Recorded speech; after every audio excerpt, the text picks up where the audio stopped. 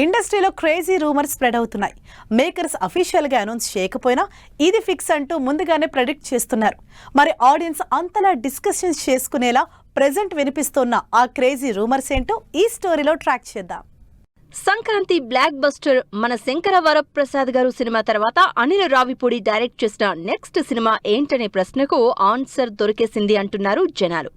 Victory Venkatesh తో 2027 సంక్రాంతికి audience ముందుకు రావాలని చూస్తున్నారు అనిల్. ఈ న్యూస్ ఇండస్ట్రీలో వైరల్ అవుతోంది.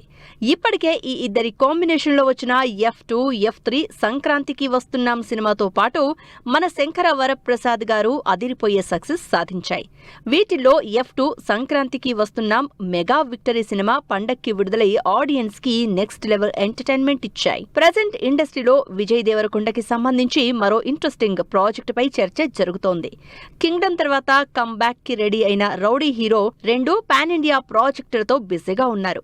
రాహుల్ సాంకృత్యన్ డైరెక్షన్ లో రణా బాలి, యంగ్ డైరెక్టర్ రవికిరణ్ కోలాతో రౌడీ జనార్దన సినిమాలు చేస్తున్నారు.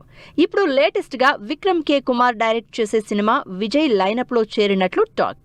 నిజానికి ఈ సినిమాని నితిన్ కోసం రెడీ చేశారు డైరెక్టర్ విక్రమ్. కొన్ని రీజన్స్ తో నితిన్ నో చెప్పడంతో రౌడీ హీరో దగ్గరికి వచ్చింది.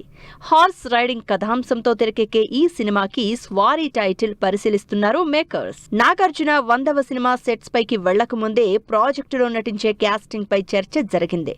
తమిళ డైరెక్టర్ రా కార్తిక్ తెరకెక్కిస్తున్న ఈ సినిమాలో టబు నటిస్తున్నట్లు వార్తలొచ్చాయి. నాగార్జున 100వ సినిమా గురించి తెలుసుకున్న టబు ఈ ల్యాండ్ మార్క్ మూవీలో పార్ట్ అవ్వాలని కోరుకుంటున్నట్లు తెలుస్తోంది. దీంతో ఈ ఇద్దరి కాంబినేషన్ లో వచ్చిన నిన్నే పెళ్లాడతా సినిమా విడుదలైన 27 ఏళ్ల తర్వాత స్క్రీన్ షేర్ చేసుకుంటున్నారని తెలిసి హ్యాపీగా ఫీల్ అవుతున్నారు అక్కినేని అభిమానులు.